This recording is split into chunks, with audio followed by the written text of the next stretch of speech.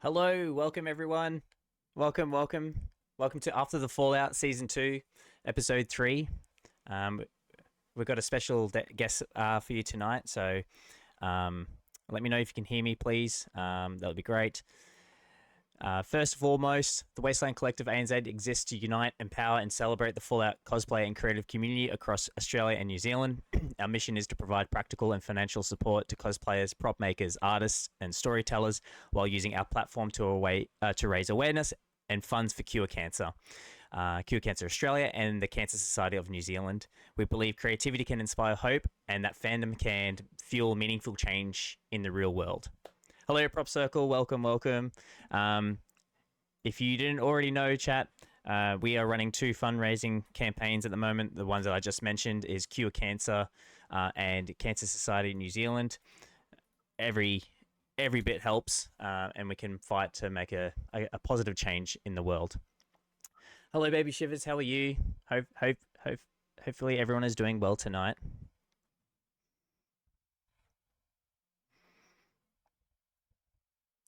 Hello, Benny. Hello. Welcome. Benny, I hope you've watched. I hope you've caught up. I'll be very surprised if you have.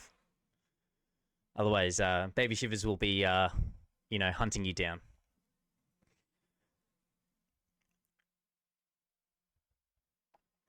Anyway, without further ado, we're going to introduce our guest tonight. As you all know, we have Ads Cosplay, one of a very prominent cosplayer in the community. So let's give it up for Ads. Hey, Hello. Profligate. Oh, thank you. How you How are going? you? Profligate's in the chat. Benny, Baby Shivers, how you doing? Happy New Year. Please tell me if everyone can hear Ads. That would be much appreciated because I cannot tell. Yes, Hopefully. can you hear me? Hello, Cubcos. Hello, how are you? Hello. Sup, Kaiser. Yeah, Kaiser. Ads sounds good. Ads, you sound good. Good. When Thank does you. Ads not sound good? Oh, thank you. Thank you. So, episode 3, The Profligate. Yes, indeed. What a way to sort of kick things off. I'm so glad that we got to see more of yes Kaiser's Legion today. But before we get into that, I'll kick things off. I just want to talk about we finally get to see what Thaddeus is up to. Yes, he's changed a little bit, I think, since last time we saw him. Just a little Yeah, bit. He's, just a bit. dare I say, mutated a bit. Yeah, it's interesting to see his ghoulification taking place, which is exciting. Mm. He calls himself a ghoul. Yeah, that's So right, exactly. looks like he's a ghoul, and he's in the Sunset Sarsaparilla plant somewhere Yes. with a bunch of kids. Where did he find the kids? I have no idea. No idea. One thing I did forget to say. I apologies, everyone. Spoiler warning. Oh, Probably a bit too late now, but if you've been following along our previous weeks, we're obviously discussing episode 3. So spoiler warning. Please, if you have not seen it, don't watch any further. Ben, I'm looking at you. This is directly towards you. I hope you have seen it. Anyway, okay. spoilers, Ben. Surprise. Well, yeah. So he's somehow found a menagerie of A kids, dog. and I think they're harvesting caps. Yeah, so it looks like they're counterfeiting caps to but interesting enough, they chose the Sunset Sarsaparilla. Yeah. I'm not too sure the sort of choice behind the Sunset Sarsaparilla bottles, whether or not they're obviously worth more in the New Vegas area, but obviously we all know that the most prominent currency is the caps, like the Nuka-Cola caps, but I guess any caps Mm. will do. Yeah. Um, I think that's because I think maybe because like behind the scenes, away from the show, that they can't prominently feature Nuka-Cola because of legal reasons. So maybe that's why they're showing more front and center Sunset Sarsaparilla. I think Yeah, true. maybe. And it's also a But that- callback to that quest where you find the blue star. yeah, but that's the museum though, isn't it? I can't and that's remember, to be in honest. It's been so long since I've played New Vegas, so my memory is a little bit fuzzy on that. maybe It's a homework. Benny says it's a reference to the plant in New Vegas that you destroy. There's a quest for it. Right. Yeah, but that one there, that one in New Vegas, that one's the staff there are all Securitrons, aren't they? Am I saying Securitron or Protectrons? Well, we'll get to Protect. that. So Yeah. we might circle back to that because yeah, there's something interesting that happens towards the end of this episode. But yeah, um, I just Vegas is love a very well protected. So yeah, that's a it's little foreshadowing. Protectrons or Securitrons. I believe yeah, because it's either Securitrons. I believe it Can't might be the remember. Securitrons. Um, Mm. hello, Simplicity. I know if we're all in the same room, it would smell like sunscreen. Okay. Um, definitely would be. Welcome, welcome. I love the fact that Thaddeus, his little speech in trying to get the kids back to work. Yeah, I think he said it's like you're 12 hours into your 16-hour day or something yeah. silly like that. He says 12 hours in to 10 hours to go. 10 hours to go. Yeah. Yeah, in the middle of the day. I Yeah. think if I was to work that long, is he making work that hard every single day? Because by Almighty God. I don't know, making like yeah, I don't know.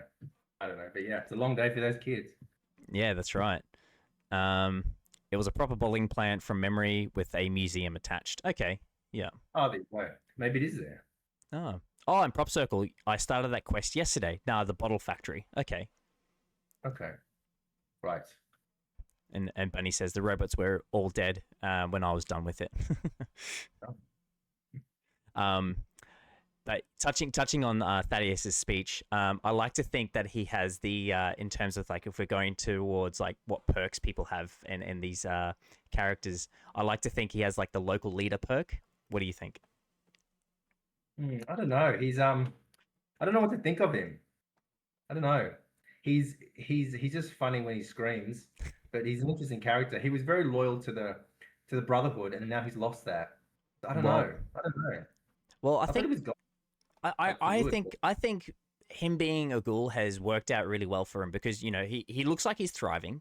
He's like trying to make do, and stepping away from the Brotherhood is probably the best thing that probably possibly could have happened to him. So I'm glad to see them. He's in like a I guess a positive light because the last time we see him, obviously, he gets an arrow shot through his neck and then works out, oh crap, I'm a ghoul. I have to run. Yeah, I can never go yeah, back. yeah. I'm not completely convinced he's a ghoul though, but anyway, You don't think because so? we get no, we get mentions of other things throughout the episode, so who knows? Okay. But also, when we talk about ghoul children, how many ghoul children have we seen in the games? I don't remember seeing. I think it was Yeah, maybe one, we've seen and that's it. I feel we've seen a couple of ghoul children. The one that really sticks out to me is the child who's locked in a fridge in Fallout 4. Yeah, Um, yeah, that one really sticks to mind. I don't know if there was any children that I can remember. I believe there might have been more ghoul children in like 3 in New Vegas. Um, Mhm. I'm not sure. I can't remember. um, but yeah, are we still live? Hello, can people still hear us? Benny, is Are that we there? I don't know. You Benny still there? said the NBN has failed Oh, either them or me. Not sure. oh, whoops. Oh no, what happened? I don't know. Are we still live, everyone? Have the bombs dropped? Are we still okay? Is Yeah. everything still? Do we need to take shelter? Is it the Great War? Quick, I'm not hearing the siren. which vault? I can Oh, okay, still great. hear and see you. Okay, cool. All good It's on a my false end. alarm. Thanks, Coop. Too bad for Benny. Thanks, Ben. Yeah, false alarm. Um. Anyway, where were we? I've lost my train of thought now. Yeah, we were Thaddeus and the ghoulification, and I thought maybe he wasn't a ghoul. Okay, He might be interesting. something. He might Um. be something else. I'm Yeah, led to believe he might be something else.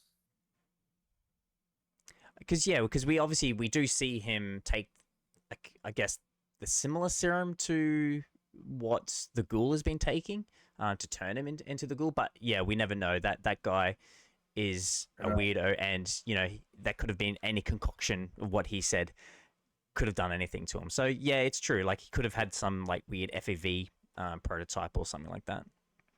That's what I thought. Maybe it's yeah. I don't know. I don't know. We'll see. We'll see. I think he might be something even more disgusting than just a ghoul. But I don't Okay, know. interesting. All Either right. way, it'd be cool. Okay, Yeah. interesting. Mm. Well, we'll circle back to that because he obviously pops up at the end there, and we'll get to that very soon. But what we all came here for, ads. Run us through what happened. What do you mean? Oh, with the Legion. Kaiser's, yeah, Kaiser, Caesar's Legion. Yes, Kaiser's. Yes, Kaiser's We Legion. Well, see so Lucy. Lucy's story. Yeah, she Yeah, comes back with the slave that brought her in, and they just take it right up straight into the fort. They go straight to the legate, which seems to be which Macaulay Culkin's character is. And also, like, we've got to talk about there's beautiful costumes as you're walking through the camp. We see that centurion with the power armor. We see um, all his Vexillarius, the Legionnaires.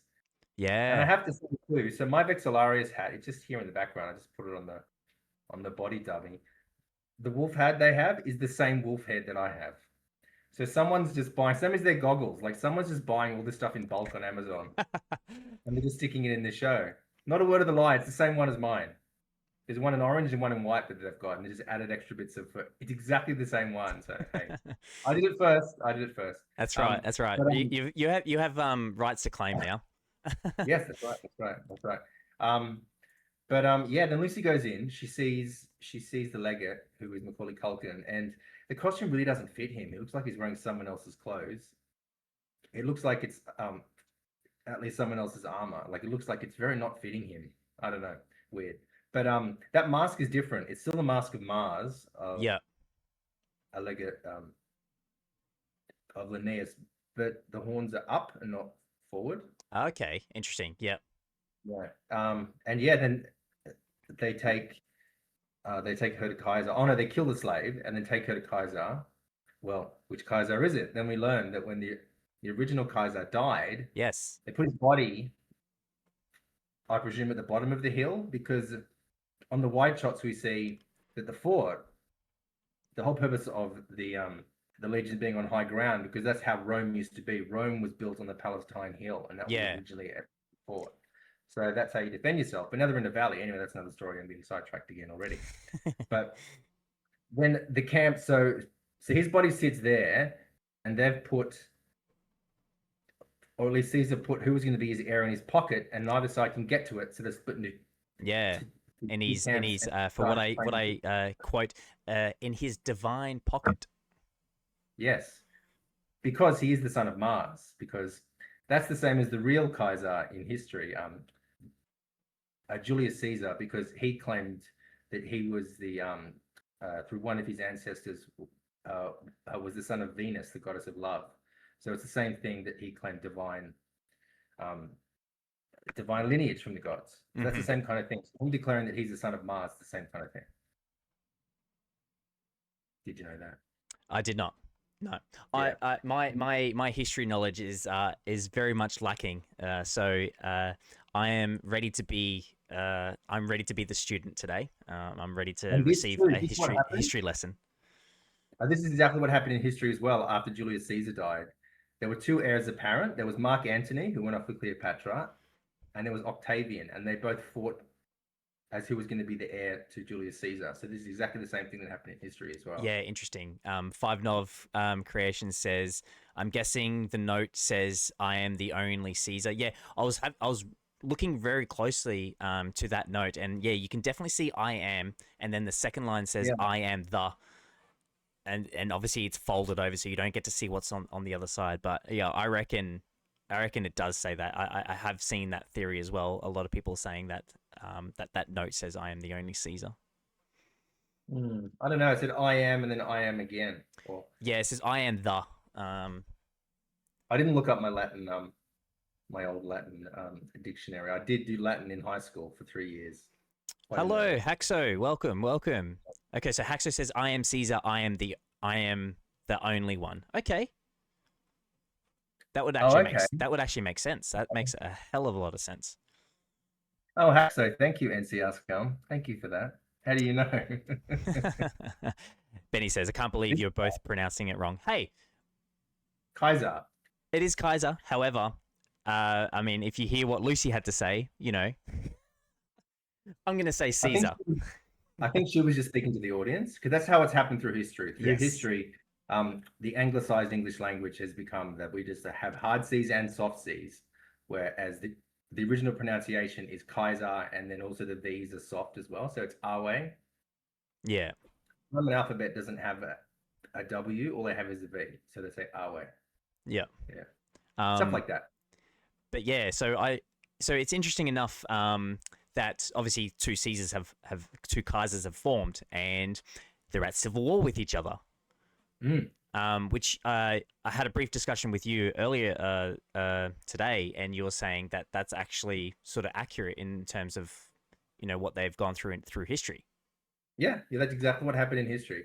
So, as I said before, it was Octavian who later became, spoiler alert, became Augustus, the emperor who won, and Mark Antony who went off to Egypt with Cleopatra, and he committed suicide after the Battle of Actium. There was a sea battle, and yeah. Yeah, five knobs there. The battle of after Julius Caesar's death happened on October 23rd, 47 BC. Oh, look, Coincidence? here you Oh, look at go. that. Oh, there you go, Coinky Dink. Yeah, very quinky dink, indeed. Yeah, Um, and here we are, Lucy, yet again failing at these speech checks. she's she's she's Volksplaining Like, everywhere she goes, and I, it I, doesn't work.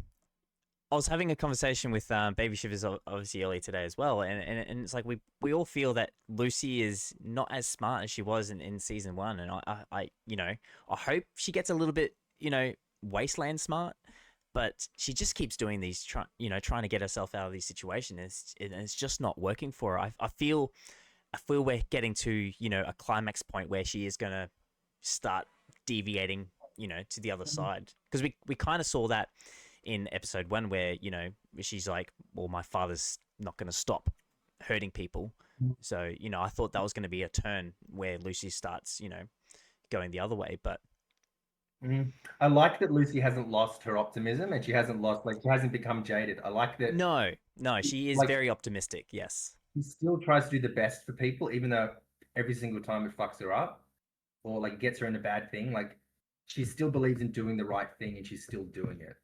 So I like that. Like, I think it's such a trope that a character is very pie-eyed and very optimistic, and then they get jaded and then just become nihilistic. I like it that she's staying true to herself. I like Yeah, that. yeah, she's trying to make the world the best she can possibly can, Yeah. given her Take teachings the and all that golden type of rule, stuff. must So what she said um in season one. and Benny, yeah, she wasn't smart in season one either. Heck, so I really assumed her wake up call to be Wasteland smarter was at the last episode in season one. Yeah, when she makes a Hey, decision to travel with the ghoul. he just got crucified, so hopefully that was a bit of a learning curve. Yeah, yeah. Well, um, Yeah. so we see her up on the cross, after that failed speech check, and then she's just left there, which is very profound, in that in the seasons where we see that time and time again. That's their preferred method of torture. Just like in history, that's how they always did it. Julius Caesar as well. He enjoyed that too after the while he was away on campaign during the Gallic Wars, which is what Caesar from the Legion also drew inspiration from because he read Julius Caesar's Gallic Wars. The Gallic Wars was basically Julius Caesar wrote recollections and diaries of his campaigns in what is now modern day France and then conquering of Britain as well. Yeah. And Okay. that was the spread of Rome and Roman culture throughout all of um all of Europe and basically what made modern Europe today. Yeah, so that's what he I think even in the game too, like he also mentions when he returns from the Gallic Wars, he crosses the Rubicon, which is a river. And I think Kaiser in the Legion mentions that the Colorado River is his Rubicon. Have you heard that term crossing the Rubicon? No, I have not. No, So it's meant can't to be say I have, like unfortunately. it's it's like a saying that like it's the moment of no return. So once you do this action, there's no going back. So Okay, once Caesar crossed the Rubicon, there was no going no back going on anything. back. Yeah, and that term as well. The die is cast as well. Okay, interesting. And that's what he said as he crossed the Rubicon, famously, or at least what history told us he said. Five Knob makes a very good point. It's like what's the alternative, right? Five Nov says the cousin stuff saved her from prima nocta. Yeah, prima noctis. That was a weird like throw in there. I had to look Do that you know up. what Like I didn't know what it meant. I'd never heard that term before, and I had to look it up because I have no idea what that was. I'm such a nerd. I knew all this. I went, oh, that's really funny. That's kind of clever. Yeah, but like she wasn't getting married or anything, and she wasn't. I don't know. It was weird. They just throw a prima nocta. Like it's a fun Latin term, but yeah. Anyway.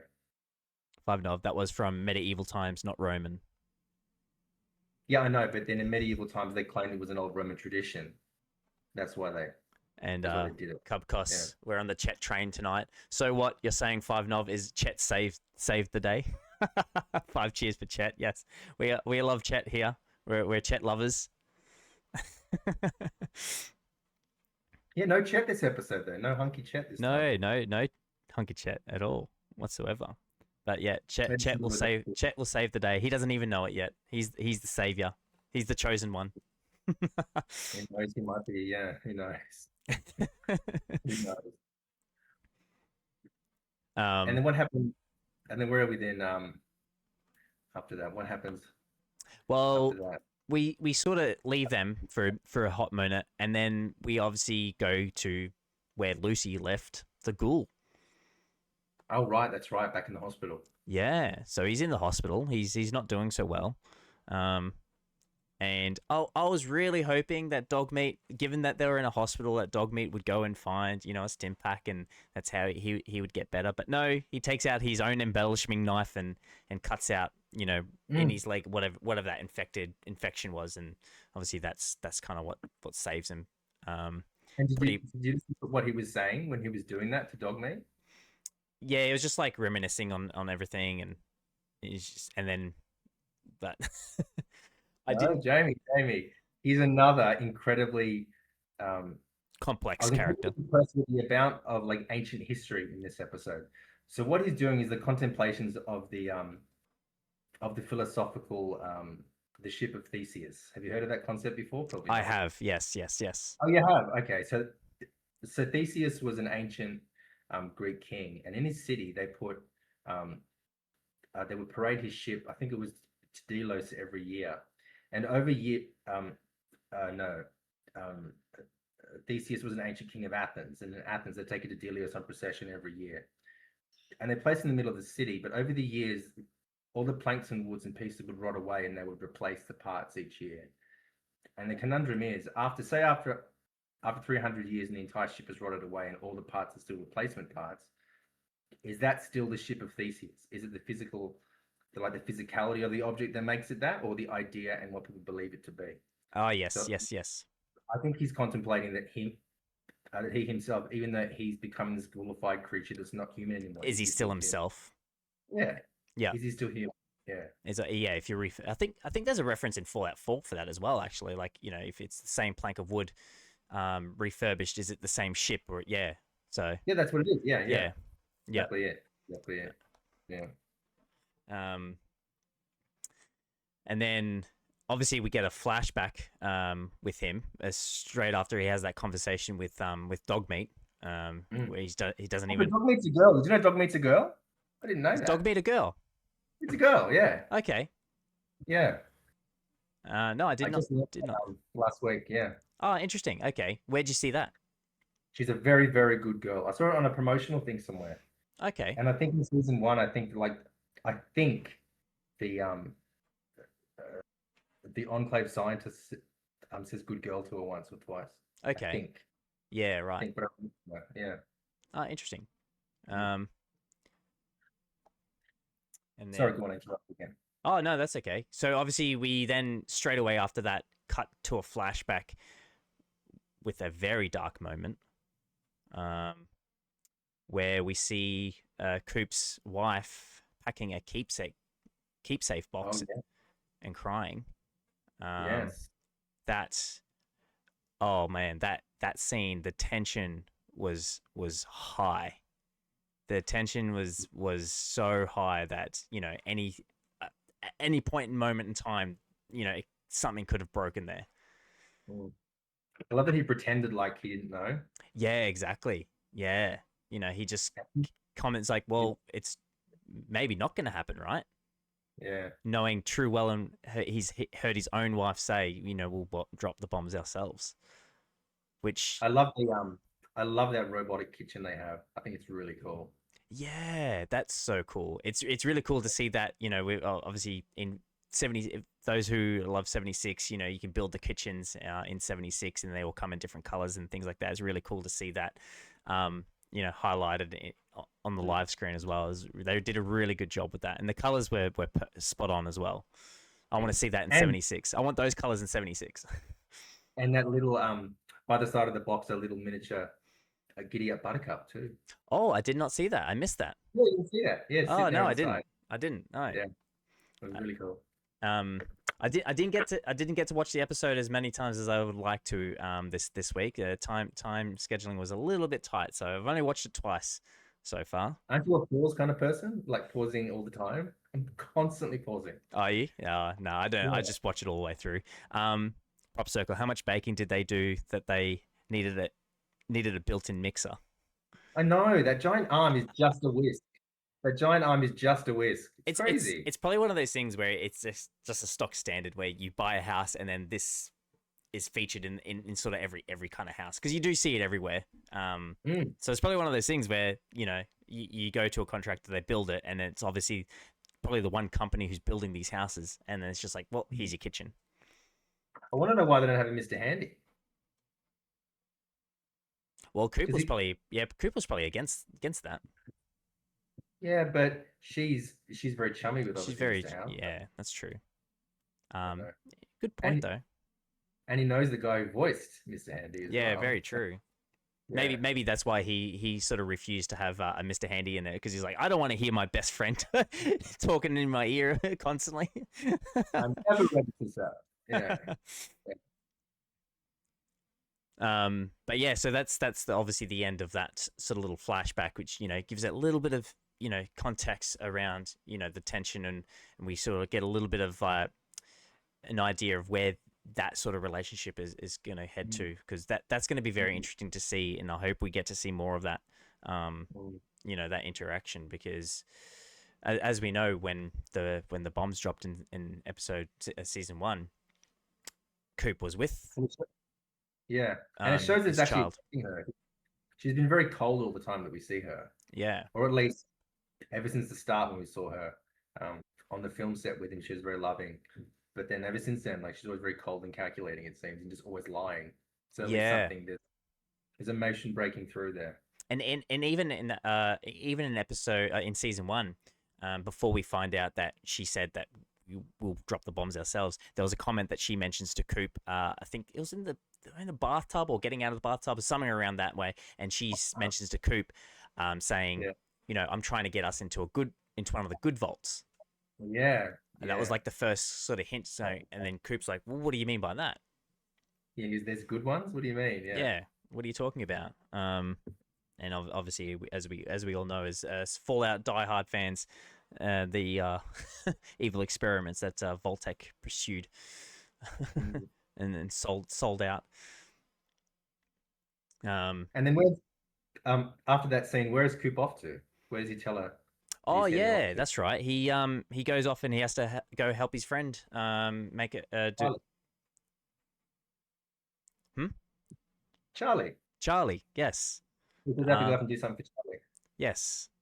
So his friend Charlie, which they're obviously speaking. They're all they go to like I guess what you'd call a sort of RSL in Australia. They're all the vets. Yeah, like a veterans thing. Yeah, veterans meet up, and An incredibly boring politician. and he drops to his friend of what his boss wants him to do. Yeah. And what is that, Ads? Well, it seems that I have to say too, there's a little pause moment just as we pan up to them talking. There's a table full of food. There's that green jello. Oh yes, I did notice that. They did point. Yeah, they did pass that. So it's like one of those old like 50s, 60s treats of you put like cold meats and suspend them in jellies. Okay. And it's bright green, so maybe a little bit of foreshadowing about something as well. It's like a green chemical, I thought maybe. And then also, just past that is a whole plate of deviled eggs as well, like yum yum deviled eggs too. Ah, I Yeah. again I missed that, and I apologize for chat because yeah, like I said, I have have not been able to watch it as much as I'd like to, and usually I'm a big fiend for noticing these little details. So I'm glad you're calling me out here, ads. Not in the show today. There's so much foreshadowing in this show, Oh, and 100%. Every little bit of detail is kind the of like symbolism. important. No, absolutely. And then I'm sorry. He asked him to. He wants him to go and kill Mr. House. Yeah, yeah. Names. Which we find out that Moldaver, laid onto him saying, you need to take him out, and he's going to be here at this point in particular time and whatnot. But then, who do we then see? Well, like when he's got his dick in his hand, he sees Mr. Oh well, he meets a man with a moustache who looks like Justin Theroux, but we don't know. Like, he doesn't know he's Mr. House, No, and then he calls him a pinko, Pinko. What's and his and friend Charlie a pinko as well. correct. And Mm. if anyone who doesn't know, Pinko basically means you're not quite a communist, but you've got tendencies to sort of leaning on that side. So a Pinko is like an in between. Well, no, like pinko basically like you're calling someone. It's like a slur saying you're a commie kind Yeah, of thing. yeah. Ooh, you dirty pinko. Yeah, like it's very McCarthyism era kind of stuff. Which is interesting to see those two in the same location. But how did he know that Cooper's going to be there? I guess someone's someone's watching Coop. Mm. Well, obviously he's tracking. I think he's somehow keeping track of people, and Yeah. obviously he knows exactly what's going on at all times. But also, why Coop? Why is he kind of obsessed with Coop Well, already? yeah, that's the interesting thing that I found quite intriguing because why would he be there and why would he be tracking Coop? Like, does he know something or has his little spies seen something or heard something in the sort of wind? Because he'd have eyes and Mm. ears basically everywhere. It is house after all, you know. Well, that's the thing. I think that he'd be. I think we kind of established in the first episode that that mysterious figure sitting up at the end in that big Doctor Strangelove kind of room in Vault Tech Oh with the yeah, people from the big round West. table. We'll call it a round That was table. the real Mr. House upstairs, Oh, you reckon that rather was the than real Mr. House in the yeah, mysterious figure yeah, yeah, overlooking everyone? Okay. yeah. So I think that he's been. I think he's probably spying on Barb, so he's keeping track of him too. So then he's spying on Barb in the same way that Moldava has Coop spying on Barb. I think Mr. House will be able to spy on them back again, Yeah, interesting. and then Because he knows because exactly the what only the Moldave's only up way that the only way that House would know that Coop is like a pinko as we to. hear him call is that he would have known that he was meeting up with Moldava, right? Yeah, So yeah, Cubcos, the House knows all. Yeah, absolutely. I like it's true. Cubcos's theory is that what are the chances that Coop's family is in Vault 31 in the section that Norm didn't wake up? It's very possible. Very, very possible. Mm. I don't know. So I think House was coaching Rafi that time too. Oh yeah, yeah. Do you think maybe that Mr. House has a little, that Rafi Mr. House, whatever his name is, he has a little thing on the back of his neck? I don't know because we see in episode 1 of season 2 here that the device isn't quite working properly yet. So it can Yeah. do basic movements.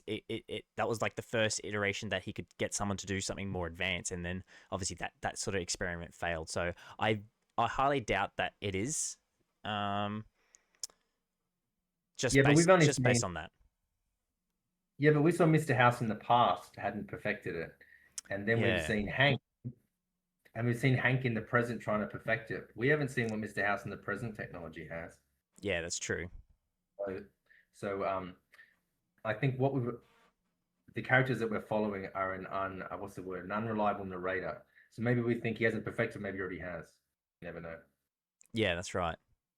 Mm. Um, but so yeah, very keen to see. If I'm hoping we get to see more House, and it looks Oh, like yeah. season two, it's going to be very much heavily focused on House, which I'm so very keen, and I know a lot of people are keen as well because we don't get a lot of backstory of who House really was, like of his Mm. actions and all that type of stuff. There's a lot of lore of what he did, but it's awesome to see that they're portraying him, as intended, and they're just nailing on the head with that I haven't character. seen one casino yet. Not one casino. So, No, even though we're only up to episode 3 of 8 episodes, they yeah, haven't true. got to the stripping. That's Yeah. correct. Yeah, that's right. It's slowly Exactly. getting there. We Slowly keep we getting keep there. seeing it in the distance. We're creeping up through Novak and Prim and the fort. We're slowly getting there. Yeah, that's right. Yeah. That's right. Exactly. So that's the end of like sort of Coop's little flashback. And then obviously we get. Well, well. Then, like, we're going to go back to the ceremony and Oh Charlie's yeah. speech. Yeah, the Charlie's speech when he's talking about Coop Howard and how he's dragging him and talking about the T-45s being a Yeah.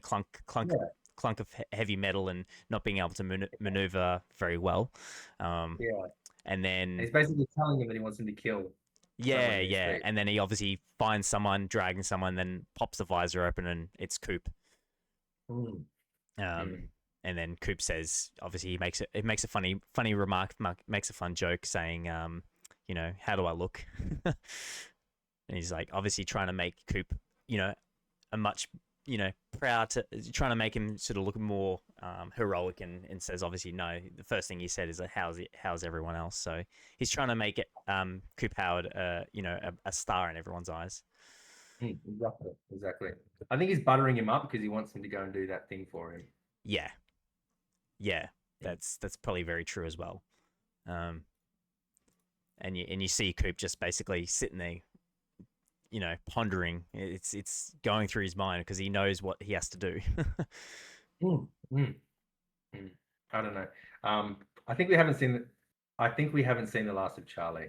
That's all I'm gonna say. Yeah, you reckon he's got more involvement than what meets the eye? I think so.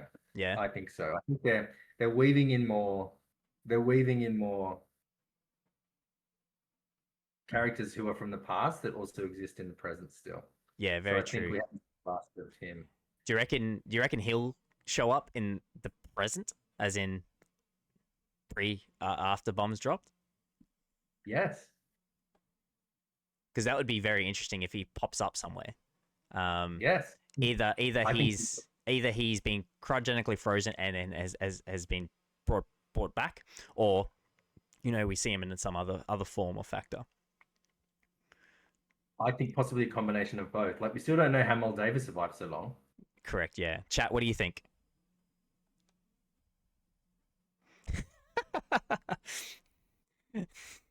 Prop circle. Maybe he gives Chet a speech to help him find his courage. I'm all for it. Go, Chet. I think I can tell you my wild theory if you like. Yeah. What's your wild theory? I think he's a super mutant.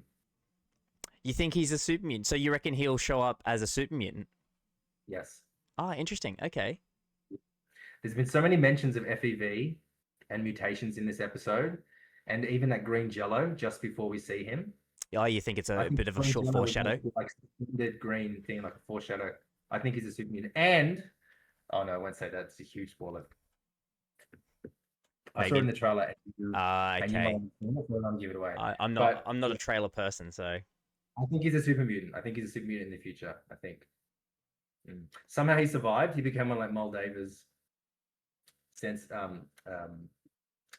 like henchman things, and somehow survived like she did. And I think he's a super mutant. yeah, interesting. Pretty sure. Okay, Pretty sure. interesting. Because yeah, he does kind of pass an offhand comment to Coop when he says, do you know what your boss told me to do? And he goes, oh, I didn't know. So you reckon he's hiding something? Yeah, it's somehow they survived, or at Mhm. least somehow Moldova survived. So I think he does somehow too, because I really think Coop is desperately. I don't think Coop's going to find his family this season, You don't reckon? but I think he's going to get a little bit of crumbs or something from the past that's going to come back and slightly give his humanity back. Yeah. Because all the Okay. characters that in the past that he's close to are really Charlie and his wife and his daughter. Yeah, So correct. we'll, And 200 years is a long time, so a lot of people from back then wouldn't be alive today. So I guess that he's going after the people who would know or some information. So it yeah, makes sense for his his actions. yeah. Mm. Um, Wild theory, but huge if true. So we'll see. what was that? We'll have Sorry, to wait and see. I missed that. What'd you say? I said it's a wild theory, but Yeah, no, I it'll like be. it. I like it. I like it. Um, going back on the mutations, I did see a comment from Cubcos earlier saying that he reckons Thaddeus might be a centaur, become a centaur. Yes, that's what I was thinking. I was thinking that too. Yes. I did see that Cubcos. When he has like the pustules and things on him, on his head, that's what I was thinking about. That he, Yeah, as yeah, a centaur. I can see that. Yeah. Baby shivers. I hate you, Chet. Not censoring, Well, she was on cold, not doesn't censoring she? me. Yeah, What's wrong with him? tell us how you really feel. No, not Thaddeus. Though those centaurs are bloody scary. Oh my lord, they're scary as hell.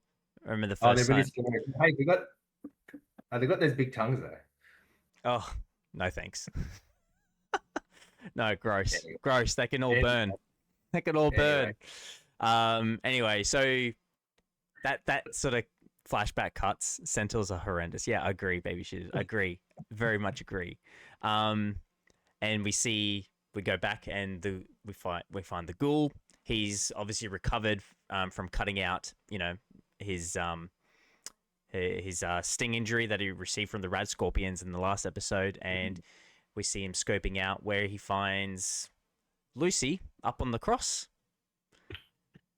And then he realizes that there's some sort of weird civil war going on because obviously you see him kind of pan across the two encampments, um, which is quite funny. Like he's sitting there going, bunch of idiots. Like they probably haven't changed. Mm. There hangs Goosey on a cross. Weird. Yeah. Yeah. I Um. also noticed too the costumes as well. I every time they cut back to the Legion camp, I looked at the costumes and things. Oh yeah. It's interesting to see how they interpreted from the game to the screen.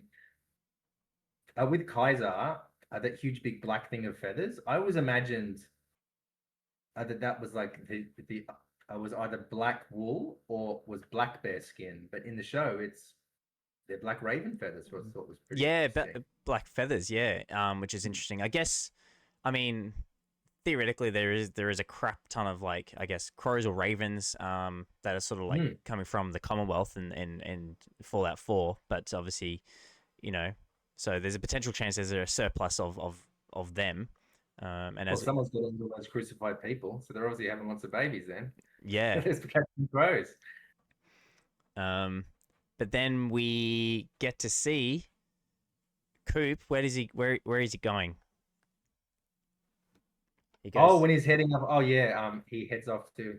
Can't remember what was it called again. He go. Well, Camp Fort Golf, Golf. Fort Golf. Fort Golf, Camp Golf, Was Fort Golf, I think. Fort Golf. Yeah, that's one of our New Vegas locations. Oh no, Camp Golf. Camp Golf. So I'm going to jump in the chat and say that. Yeah, that's Camp Golf. That was the old Resort and Country Club. Yeah. Yeah. Where he's trying to get the help of the NCR because obviously he's had dealings with the NCR, but by the seams of things, and then there's no one around. It's completely empty, Well, and then but completely empty. completely empty, but one person. Who is it? Ads. Howdy, partner. Howdy, partner. Victor. Howdy. Oh, Victor's here all alone. Yeah. Amazing. Victor, everyone's favorite Securitron. Love Victor. Yeah. He's the guy that digs the courier out of the grave in New Vegas. Yes. Yes. The robot that does it, not the guy. Yeah. Not the guy. Yeah. Yeah. Awesome call that. Oh, hello, Spiritory. Thank you for rating. Hello. Hey, hello. Hot dog. And he knows Coop. He knows Coop. And he knows Coop. Yeah. Run us Coop's through that. in the rank. Run us through that conversation, Ads. Well, hang on. Where's my notes? I've got to pull up again. Hang on. Yes. And it seems that he already knows Coop Yeah. and mentions He mentions that Robert House is wanting he is it's all was got to do with having cold fusion. However, Oh, he mentions yeah, like that he mentioned Coop that he had had something to something do to with do that. with that. Yeah, Yeah. yeah, that's interesting. Mm. Um. So it's How did interesting. Victor know that?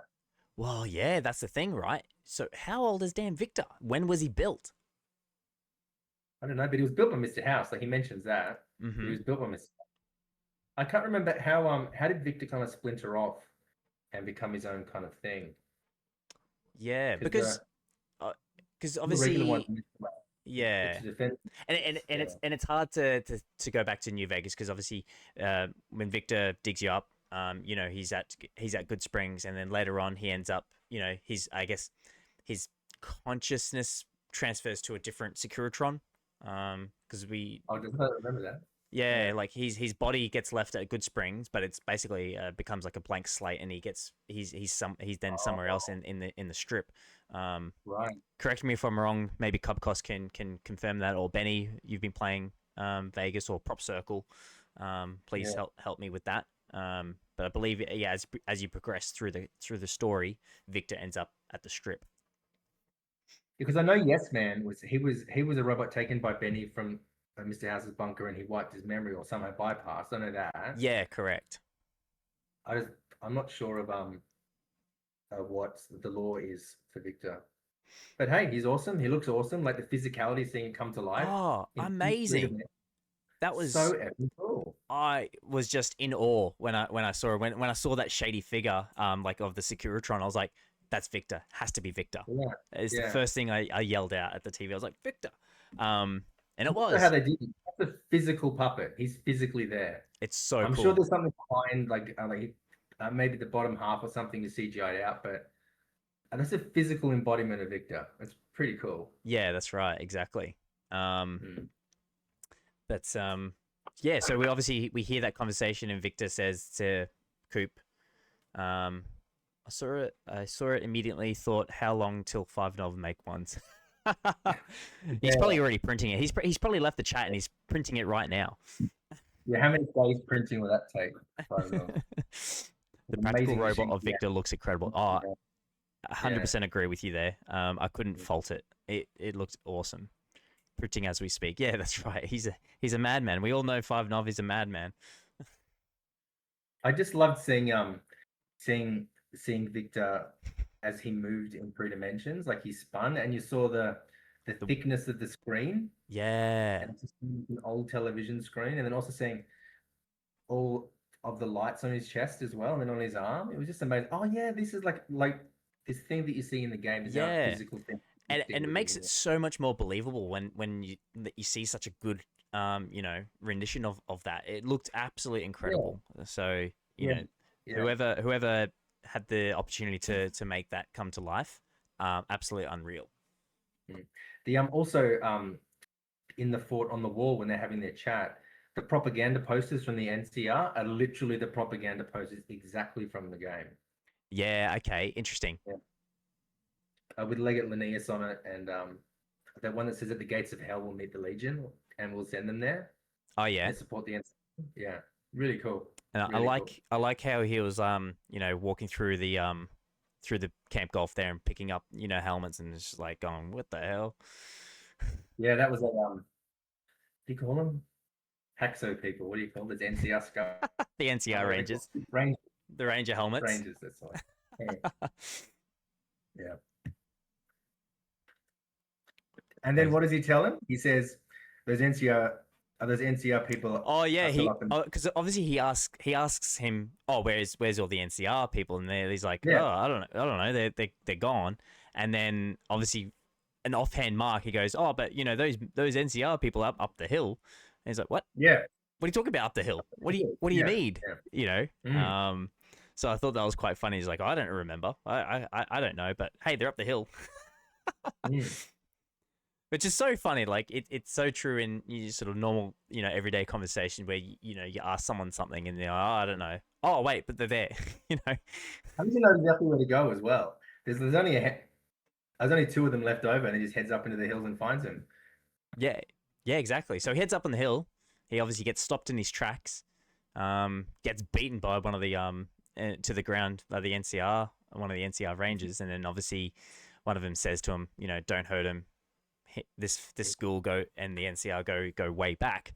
Obviously, coming to his saving him essentially for any further harm. She's wearing those same goggles that everyone gets from AliExpress as well. Obviously, that bulk order or Trooper armor. Same as the chest piece. The chest piece is one of those ones you get there as well. So obviously, someone put in Really? the huge big all Legion stuff and all the NCR stuff. Yeah. Yeah, interesting. I was looking at that chess piece a bit closely, and it looks like instead of like, because I always thought it was sort of ballistic armor, not hard, not metal, but that looked like they made it look like it was metal armor, that That one. Oh, she that was one looks like wearing. it's kind of. I think it might be. Yeah, it's split, but I think it's there's leather on top of metal. I think what it's meant to be. So it's a chest piece and a back piece and shoulder pieces, Yeah, like a front, and it's just leather put on the um over yeah. the So top of it. originally a leather piece, but adorned with canvas. Yeah, that's what I thought. But this looked like it looked metal because it had a big gouge cut up through one of the at the front there. So I was interested in see that. Oh, that looks metal. That's the only Mm. reason why I was like looking at that because yeah, like as Haxo said, it's usually a yeah, leather piece. Well, actually, I would know. Yeah, I was just looking at what the that Shady Sand scene. They saw some very clean versions of that in the correct. last episode. Yeah, Yes. so pay attention to that. Yeah, Um, very cool. but what do we see in the background? Oh, it's Bison Steve. And Prim. Yeah, Prim, We City of get Prim. we get to see Prim. Mm. How many of yous did you see? Did you when you saw that in the background, you yelled out Prim? Because I sure did. Well, because in the end of the last credits of the last episode of the first one, they had images of it. Remember, like Yeah, we correct. saw The roller coaster. Boston Steve and then the Mojave Express, and yeah, We did see the roller coasters. Yeah, that's right. mm, Haxo also says I've got the same goggles as she's wearing. push it. Yeah, Excellent. Love yeah. that. Send me a That's link. what I said. We can all get Hey, the order this goggles. on Amazon. Yeah, if it is all the Ranger uniforms. Yeah, there's 1,000 goggles. Just get them all on Amazon. Get them our Amazon, and yeah, off you go. um, I also want to point out that the ghoul doesn't look as clean either. Did you notice that? What do you mean? Clean. He looks not as himself as we see him in like season one. He's a little bit more rough around the edges. Yes, it's funny you say that. I was sitting and appreciating that in the episode today that he's not that whole hot ghoul thing anymore. He looks really gross now. Yeah, Or at least walking much more of a fine line, like and much more towards a ghoul and gross. He looks kind of more just more wasted away and even more ghoulified. I like that. yeah, correct. And that's probably an effect of obviously fighting the rad scorpions and getting stung and things like that. Because obviously ghoulification can only take you probably so far, right? Like obviously he healed from that, and the ghoul serum, obviously gave him a big bonus to his longevity of life. But yeah, I'm liking how they're sort of making him a little bit more deteriorated. Yeah, yeah. I think they're kind of getting more budget, so they do a little bit more CGI on him to make him look even more ghoulified.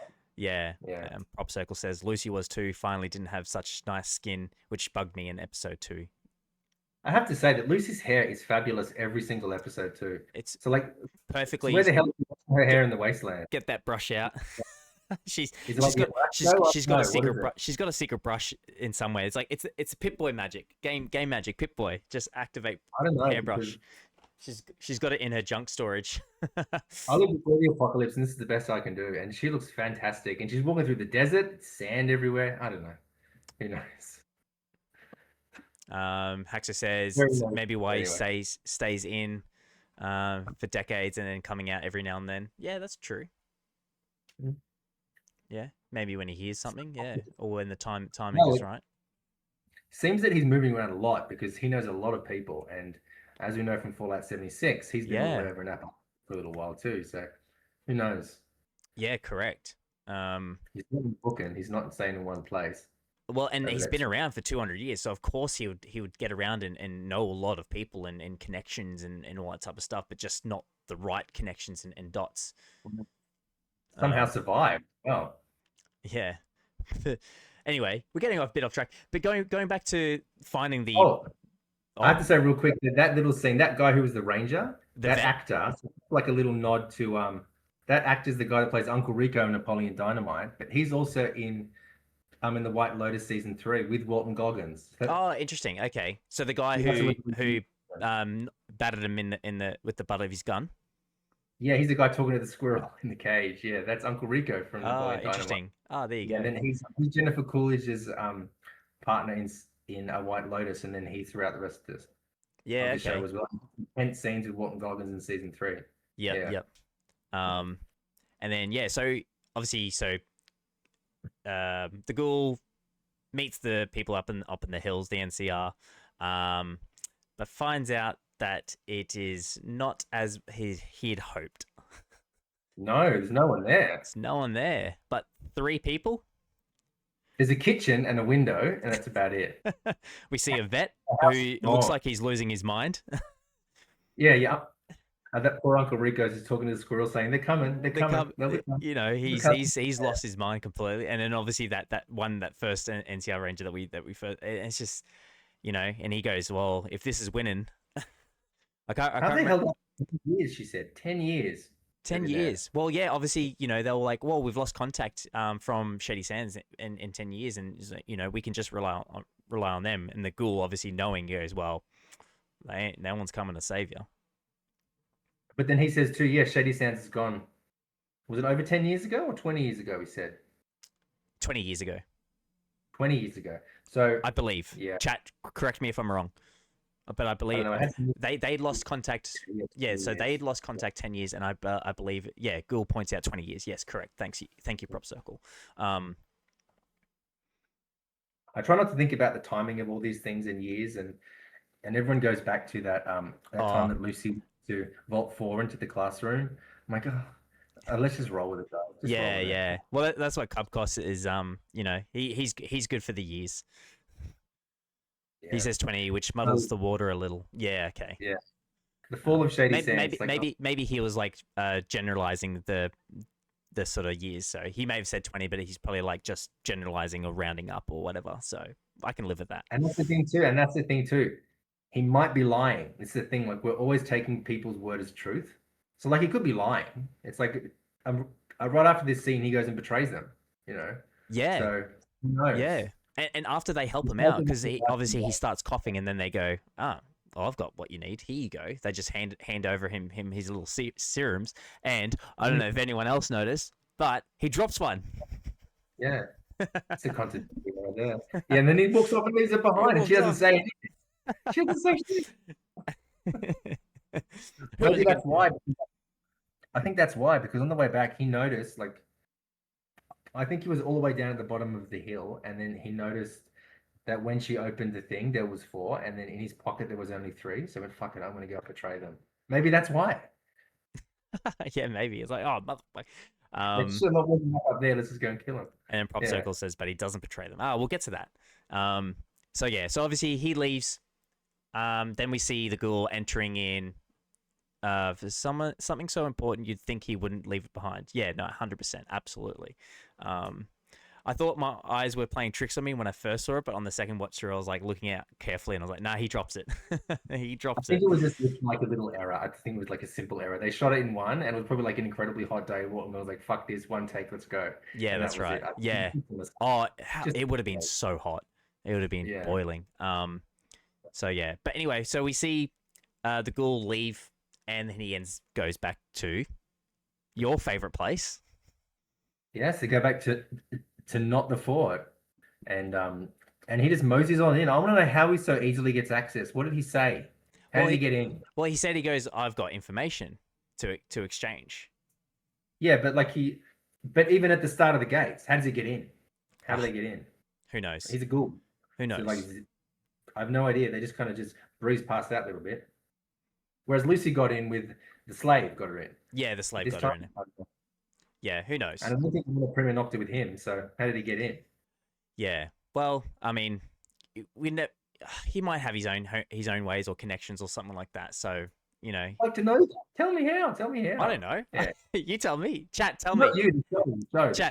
show. How did the ghoul end up in there? Maybe he has a good karma with the Legion too. Yeah, Oh, maybe. Maybe. Mm. potentially. Um. Anyway, so he has a little bit of a talky talk. I can show Um, you how where to find what's left of the NCR. and that really perks their interest. Mm. And then he gets Goosey off the cross. Yep. And as they're walking out, um, I've written this down. the, His quote. He says. oh, what does he say? He says, "Maybe this was a mistake. I don't know. Maybe something good. Maybe something stupid." And what happens? And then flashing back, well, he has that lighter, and then He we has learn that that lighter. Charlie lighter is his a strange reward to give to a vet Yeah. rather than or a plaque. You give him a lighter, There okay, you go. and then he gives the lighter to Coop, Yep. and somehow he lit the dynamite and it didn't go off until like 20 minutes after 20 they minutes left. after. Yeah, I was a bit unsure. Yeah, I was like, okay, that's fine. Movie magic. a lot later. He Yeah, put on a helmet yeah. and armor and they were fooled. Mm. Oh, yeah, that's true. Some- Prop circle. Is still dressed as a member of the Legion, then switches back to his normal attire before seeing Caesar. Like when you're right at the top, they suddenly attack you. Surely, I don't Yeah, know. that's right. Okay. But anyway, yeah, we see the explosive dynamite barrels go up, and then he enacts the civil war. They start having a civil war with each other Yeah. because the tensions are so tight between the two, the two little Caesars down there who are trying to take Mm. power, and then they just start going at each other. The yeah, then they just I think it blows up on the Macaulay Culkin side though, doesn't it? And Yes. then the other ones charge over the top and then start fighting back and Yeah, forth. they just start going at each other because they're like, "Whoa, it couldn't be anyone else but them," because they were so anxious about him. But in that shot, they show that both camps are at the bottom of the hill. Yeah, 1 meter, no man's land. Yeah, but the fort was at the top of the hill. So why the hell? How could you defend yourself in a valley? It's like snipers would just show up and just shoot you all. Those NCR snipers would get them off like that, pick them off like lice. There is no It's NCR. crazy. There is no NCR Well, snipers. like anyone could come and say, like the Great Khans could come and get him. Yeah. It's for well, I think maybe that's because both these Caesars are idiots. So they just decided like they're not reading those books anymore. Like Axo simple says. military strategy. Yeah. Axo says, "Who do you think? Who do you think were those selected Caesars?" Oh, I'd say they're probably people who are probably part of his Praetorian Guard or other people in his Like close he's orbit. close. Yeah. Yep. Yeah. It's the Um. same thing happening in real life with Mark Antony and Octavian. One was his adopted son, one was his second in command of the military. So Mm-hmm. yeah. Axo also says, "I think that's because the Securitrons Mark IIs have been activated." Spoiler alert. um, but that's where we leave the Ghoul, Lucy, and the Legion. That we don't see them for the rest of the episode. Yes, that's it. Yeah. That's it. But then we get some juicy Brotherhood of Steel interesting insight of what their planning are. And as you pointed this out, the map behind them when they're having the meeting. Yeah, so we're back in Area 51. Hang on, I've got to pull up this scene. So this scene, because as you've noticed throughout the episode, it's very much themes of civil wars with the Legion, and then also the civil wars with the Brotherhood, and the concept of America and what was before and what's after. Also in the flashbacks, these are war veterans events. So it's always the theme of war all the time. War, fighting soldiers, conflict is always there, but not necessarily showing conflict, just talking about conflict that hangs over the head of everyone at all times. Mm-hmm. Yeah, that kind of thing. So now with the Brotherhood, so I was going to pull up my photo of this because this little scene sitting there with the cleric sitting at the front. So there's a wide shot at first. Yeah. So So behind the cleric is what a I'll huge do map. is I will screen share something so people can see. Okay. We can have a look here. So I've got a Ooh, little. I've got a little snippet of what's his name, Quintus, and the map behind him. Yes, I liked last week what Cup Cos says, how that all of this brotherhood, they all have Roman names, which is interesting. I didn't notice that before. So why is that? What was that? Sorry. All these members of the brotherhood, they all have Roman names. Mm. There's Thaddeus, Maximus, Titus. Yeah. So yeah, we're back at Area 51 while you're setting that up. And It's they're up all on sitting screen in... now. Oh, is it? Okay. I can't see it. Hang on, let's have a look. Should be up on Where is screen. it? Let's have a look. I think I'm on slight delay, so we'll have a look. Well, so behind him, you see that giant, huge map on the wall. Yes. Oh yeah, there it is. But also, so on that map, just over here's, if you're looking at it on the left-hand side, there's New Vegas, Hoover Dam. There's up the top there, which is the emblem of the Legion. That's where the fort is located. Oh yes. And then down there at the bottom is the Brotherhood as well, and a few other factions, but they don't have what they are. They're just colors. So this is showing obviously what's around the area. And as you see, the Hoover Dam doesn't have a faction on it. So we don't know who won the battle at the end of the games. Which the showrunners did say that they weren't going to basically touch on, what's the canonical ending of New Vegas. So that probably I was know, but done. That was probably done intentionally. But like you can easily explain it away and just say, oh, like whoever had it then has lost it now, which is fine. Yeah, exactly. But Yeah. it shows our proximity to things. Area 51 is right near Hoover Dam. Yeah, that's right. Yeah. So there's Brotherhood south and also north as well. And then also the symbolism of this scene as well. You can't quite see on the other side of the table, but there's a long shot. And also when the cleric gets up and walks around to talk to Maximus, there's a whole bunch of different objects in this room that are really significant. So in the shot that you have up on the screen now, see those two chairs behind him? Oh, I think the one that you have is behind him. Yeah, there's two chairs on either side of him. Those chairs are Roman furniture chairs. They're ancient Roman chairs. Oh, interesting. Yeah. And then there's a wide shot of the scene as well. And there's statues. There's two statues on either side of the room. Yes. Two Roman you see one of them in this screenshot just here. Yep. Yes, that's the one of put up here. Yeah, because I remember the one on the left-hand side with his arm out, that's a statue of Caesar Augustus. He's the one that actually won the Roman Civil War against Mark Antony and became the emperor, the first Roman emperor, Augustus. And then next to him is a statue of the bathing Venus as well. Okay. And on the other side is a Roman copy of a Greek statue of Sophocles. I recognize it. I'm such a nerd at this stuff. No, that's okay. No, go for it. Yeah, no. I swear to God, I knew myself. I didn't cheat. I knew all this statuary already. and then next to him, I had to look it up. A small statue of Pudicia, who's a Roman goddess as well. So I think the symbolism of this scene is it shows this map of America, and it's split on two sides, and that could mean the Caesar's Legion is having their civil war, and on one side is military might and female slavery, and the other is family values and politics and freedoms and philosophy rather than just military might. So I think the symbolism of this thing is absolutely crazy. And then on the other end of the table where Maximus is standing is a huge statue of the Egyptian god Anubis, who is the goddess, not the god of death, but the god of the preparation for death and preparing you for the afterlife and to live your best self in the afterlife kind of thing, like the conduit to take you to death. And when he's speaking to Maximus and calling him the sword, and he mentions I can just kill him, I think it's meant to be that it's kind of like that Maximus as the sword has become the kind of the sword of death kind of thing as well. Yeah, right. Interesting. Am I reading too much? I don't know. No. This is great information. This is I just think awesome. the set designers put a lot of detail into this, and I just really appreciate it as a nerd. No, that's absolutely amazing. And this is why we have different guests each week, because everyone has their own sort of expertise in these things. So it's awesome to Yeah, get the insight of this.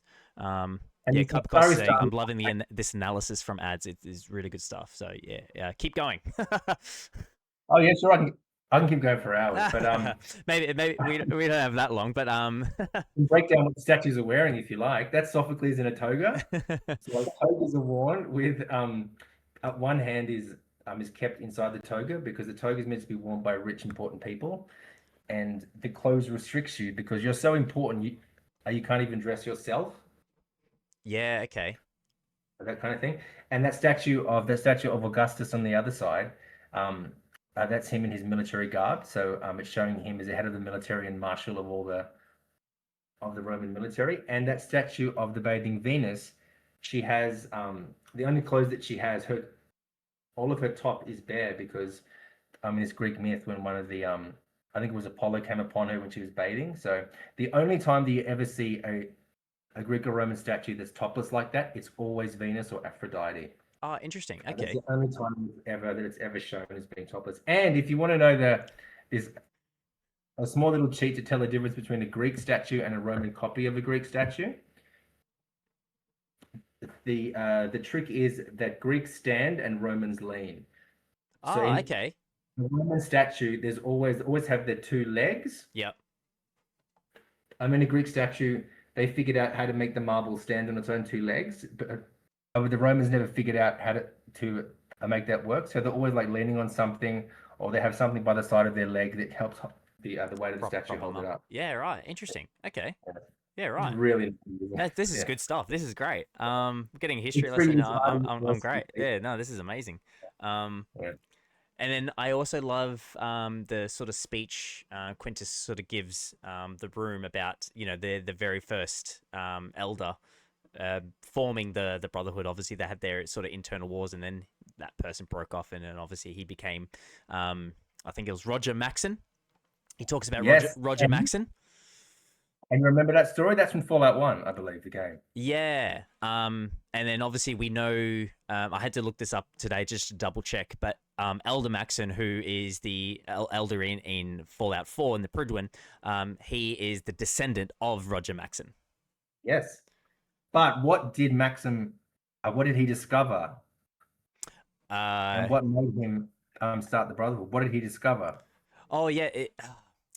Now you've put me on the spot. I did have it written down, and then I've FEV, Super Mutants, FEV. So more FEVs. Super Mutants Yes, per that's right. episode. They were doing they were doing experiments that he didn't agree on and things like that. Yeah, yeah, That's right. Yeah, and that he was found the brilliant. government. The government was like doing weird stuff, and he's like, "Whoa." Yeah, yeah, yeah, That's yeah, right. yeah, and that was pre-war as well. So that wasn't after the war. That was happening just before the war. Yeah, correct. Yeah, Haxo says, was it the West Tech experiments?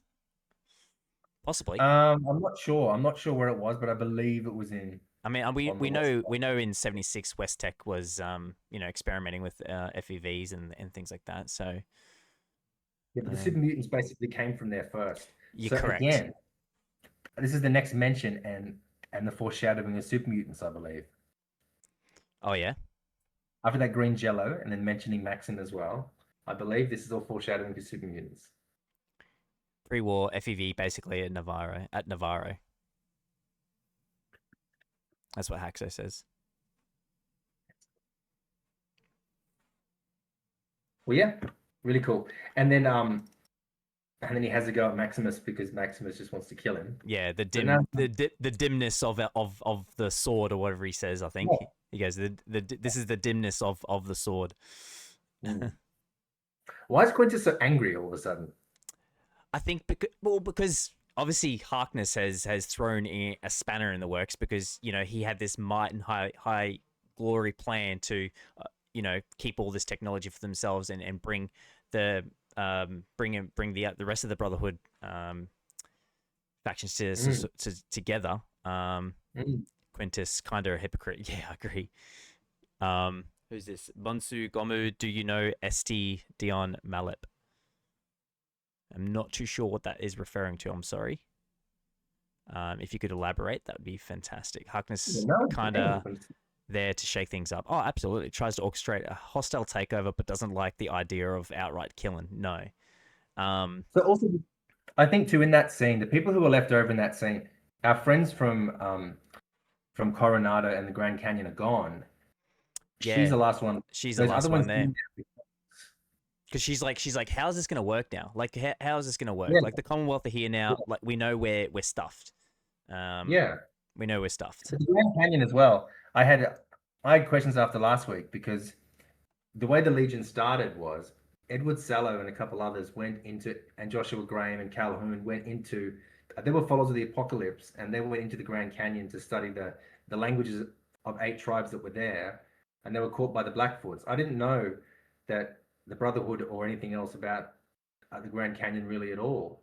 But it was Edward Sallow who united those 8 tribes after teaching them stuff about Roman Empire, starting the Legion, is what united them. That's also where Ulysses comes from too, the Twisted Hairs.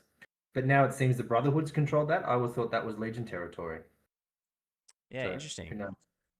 Yeah, well, yeah. Maybe we get some law dropped on us soon. Maybe.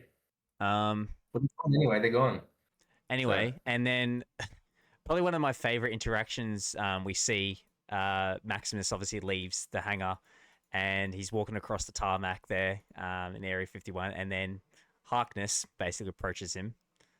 Um, mm. Well, talks to hardness in his eyebrows. Yes, yeah, yeah, his eyebrows. You love his eyebrows. Hot dog. Um, they're acting up those eyebrows.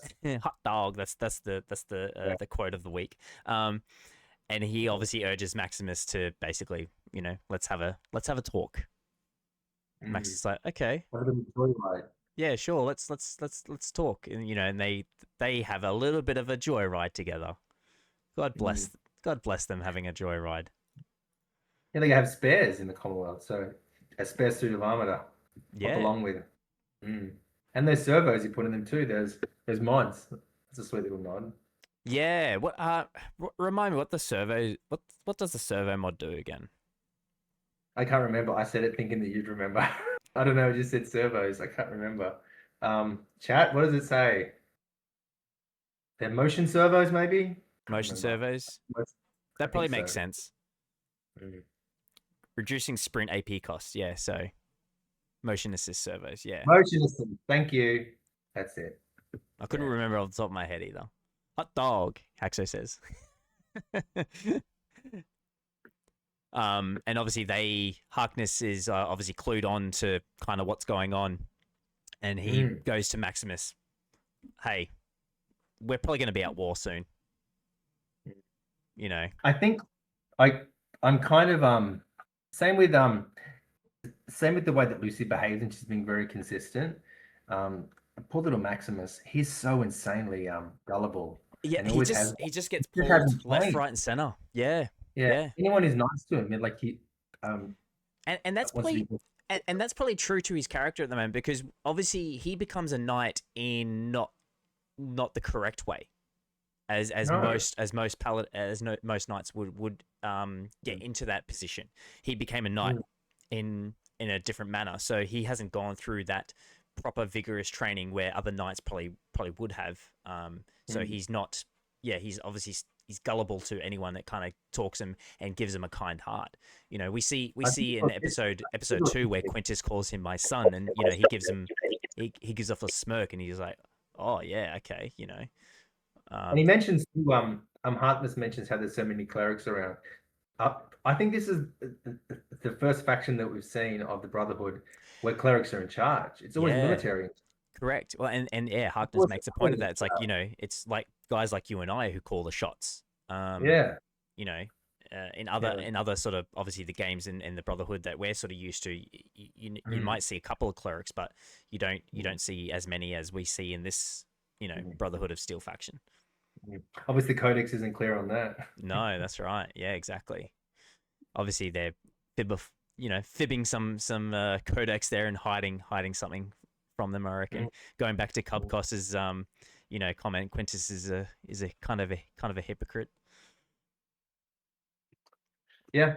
Well, And hey, it's I found it interesting that Harkness mentions to Maximus, is he goes, He goes, we're up against our back in the Commonwealth and risk of losing everything there, which is, But that's the thing too. Is he like saying this to be nice to him, like to yeah. get the confusion, or does he actually mean it? So the thing, Um, and then poor Maximus is, like happy and smiling. He's made a mate, he's getting along with it, and yeah, he seems like a yeah, cool dude. yeah. The whole time you're like, is he just being nice, or is he just doing this to get what he wants? Yeah, Yeah. yeah. Hot dog. And you see on the map on the vertibird too, you see it's just like our on Yeah, it's like a our radar.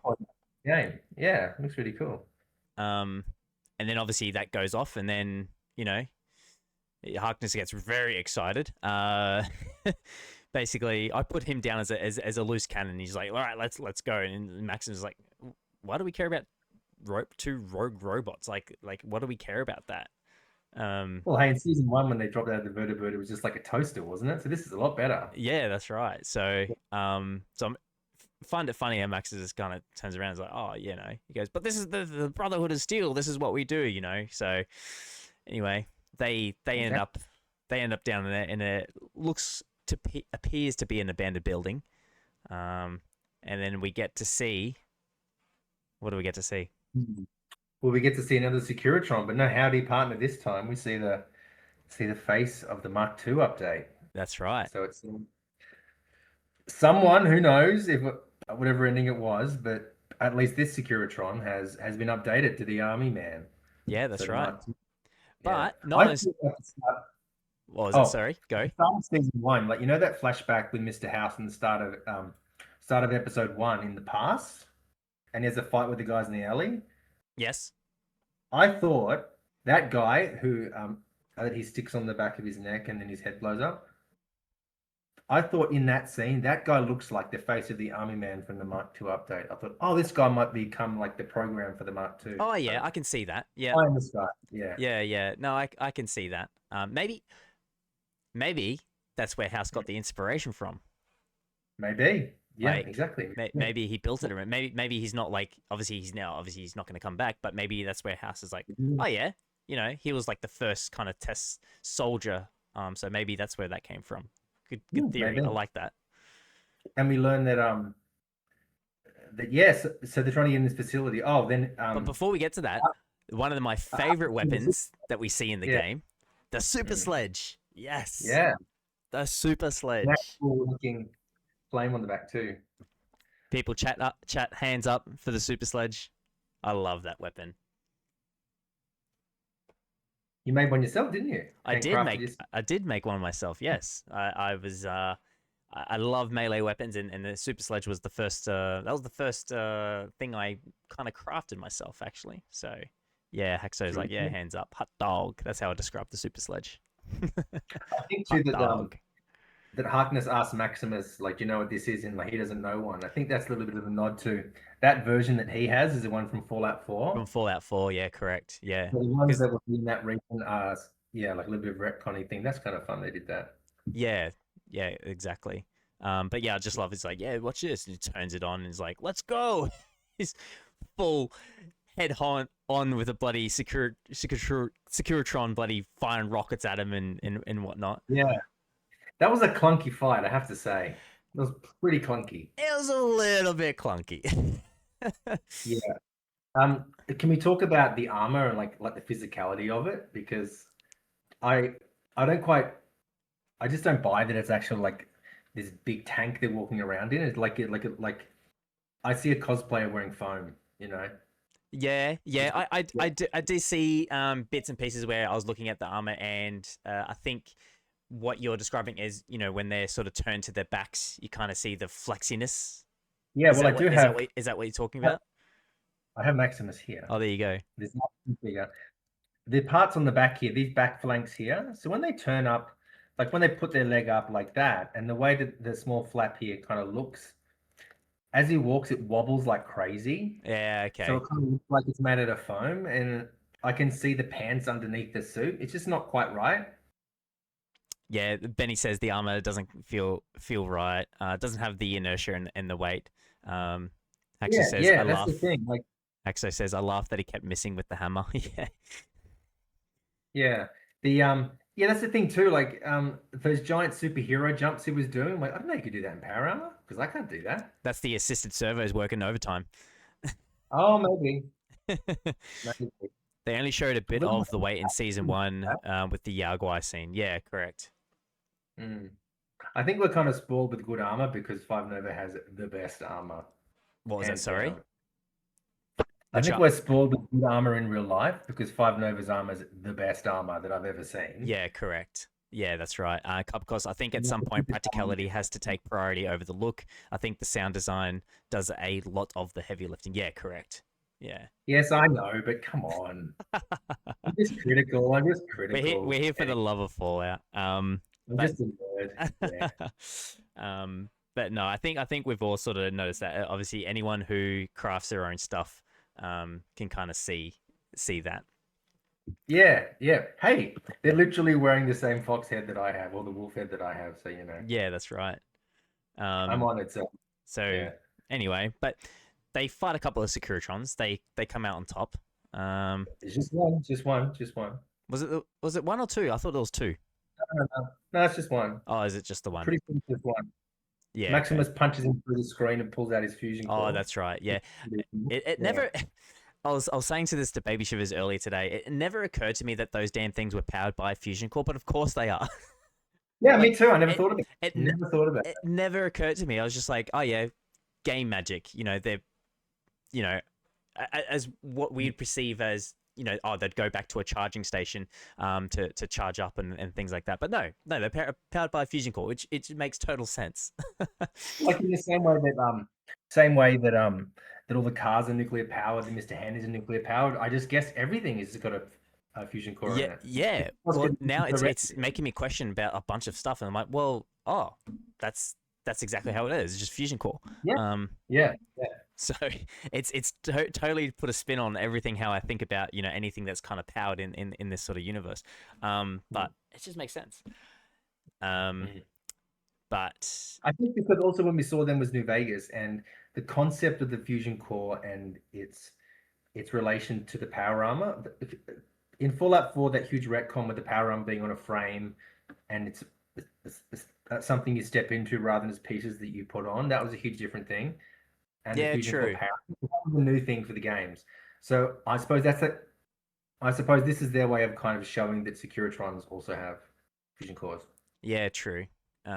Makes me Narrative. wonder. I wonder if they made their houses with fusion cores as well.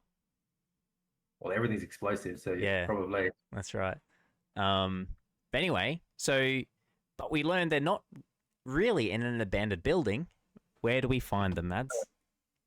No, well, Thaddeus mentioned earlier that their place is very well defended, and we discover they just destroyed the defense of the children who They are in that. destroyed their only defense. Yeah. Which makes me think is like how did Thaddeus or was like Thaddeus in a different location or where the Securitron was? Obviously he knew the Securitron was there. Like did he hack it in some way or was it kind of like oh shit he knows it's there but we're gonna operate here? We kind of like sneak through in a different way. But Excellent question. Just like how did the ghoul get into the camp of the Legion? We don't know. Don't know. chat, what do You you know, it think? doesn't matter. What do you think? Is Thaddeus smart enough to hack a Securitron to make him do his bidding? I Hot don't know. dog. I just love when he pulled out the core. It just went straight to the ground. That was really funny. Chat, how many times have you said hot dog this week?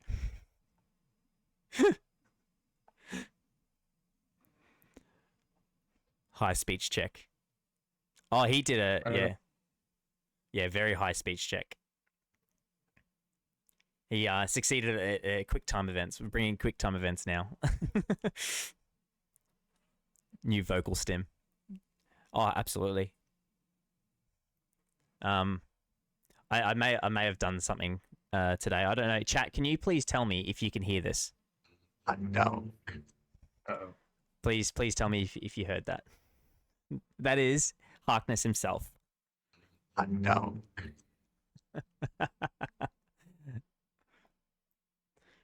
Have you got a soundboard going? I do have a soundboard going. Oh boy. I put Harkness hot dog in a soundboard. But anyway, so yes, so we learned that the building that they're in. Thaddeus saying that he's very well protected. They kill, obviously, they destroy the Securitron, and all of a sudden, we see Harkness coming across the child abominations, the ghouls, and he's like, "Oh, hello there." You know, when there's one, there's more. And the abominations and the smooth skins. The smooth skins, yeah. Run us through that. Well, Thaddeus and Harkness. What's the weapon that Maximus has? He has the big. That's the assault rifle. Sorry. I think it's the assault rifle. Yeah, I think so. And then Harkness has the super sledge. Then he gives him the super sledge in the battle.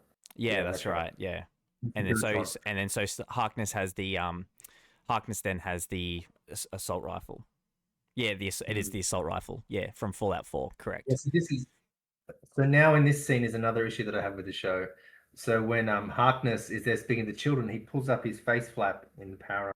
That's never been a thing ever.